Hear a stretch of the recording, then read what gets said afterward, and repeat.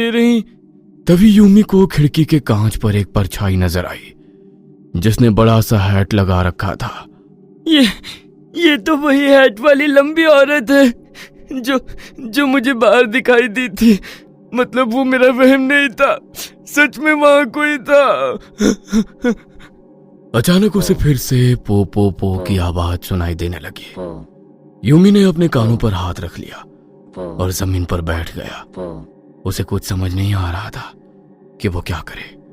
डर के मारे उसका शरीर बुरी तरह कांप रहा था। कुछ देर बाद आवाज आनी बंद हो गई, लेकिन अब वो इतना ज्यादा डर चुका था कि अपने कमरे से पांव बाहर निकालने तक की हिम्मत उसमें नहीं बची थी। डर ने यूमी के दिमाग को अपने कब्जे में कर लिया था। हर छोटी सी आहट पर उसका दिल कांप रहा था। ऊपर से बार बार यूमी के पुकारने पर भी दादी एक बार भी उसके कमरे में नहीं आई थी। रोते रोते यूमी बिस्तर पर सो गया था। अचानक उसे महसूस होता है कि उसकी दादी ने आकर उसे झंझीर कर उठा दिया है। क्या हुआ दादी? चल। दादी ने उसका हाथ पकड़ा और उसे घर से बाहर ले जाने लगी। लेकिन कहाँ? दादी ने उसकी बात का जवाब नहीं दिया और उसे घर ले जाकर एक अंधेरी झोपड़ी में धक्का दे दिया। यूमी जमीन पर गिर पड़ा। जब तक वो खुद को संभाल कर उठ खड़ा हुआ, दादी दरवाजा बंद करके जा चुकी थी। दादी ये कहाँ लाई हो मुझे? एकाएक उसके कानों में फिर से वही पोपो वाली डरावनी आवाज सुनाई देने लगती है। यूमी डर से रोने लगा था। दादी खोलिए ना, दादी मुझे डर लग रहा है दादी। तभी उसे अपने माथे पर कुछ चिपचिपा पदार्थ टपकता हुआ महसूस होता है।